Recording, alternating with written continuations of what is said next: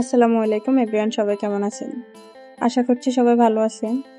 তো আজকে আপনাদের সাথে শেয়ার করতে যাচ্ছি কাঁচামরিচ এবং মাছের ডিম দিয়ে ঝাল ভর্তা। যারা ঝাল পছন্দ করেন তাদের জন্য খুবই প্রিয় একটা রেসিপি হবে। তো আমার তো যে কোনো তরকারির সাথে একটু ঝাল ভর্তা না হলে ভালোই লাগে না।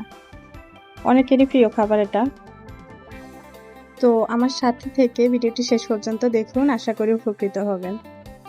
আমি প্রথমে নিয়ে নিয়েছি কাঁচামরিচ আর কিছুটা রসুন। তো এগুলোকে ভালোভাবে ধুয়ে নেব আমি।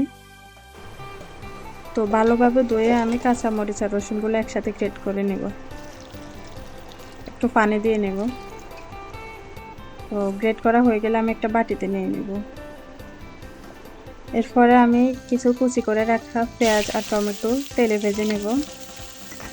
এখানে একটু পেঁয়াজটা বাড়িয়ে নিতে হবে।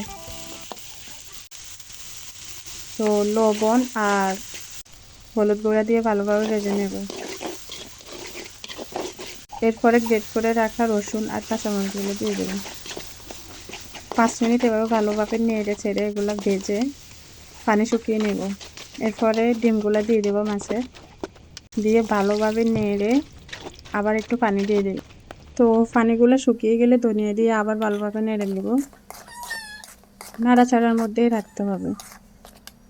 তো আমার কাঁচামরিচ আর মাছের ডিমের ভর্তা রেডি।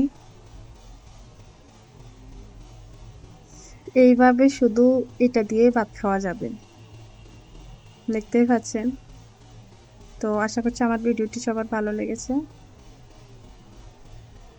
আমার ভিডিওটি ভালো লেগে থাকলে একটি লাইক, কমেন্ট অ্যান্ড সাবস্ক্রাইব করে পাশে থাকবেন। ধন্যবাদ সবাইকে।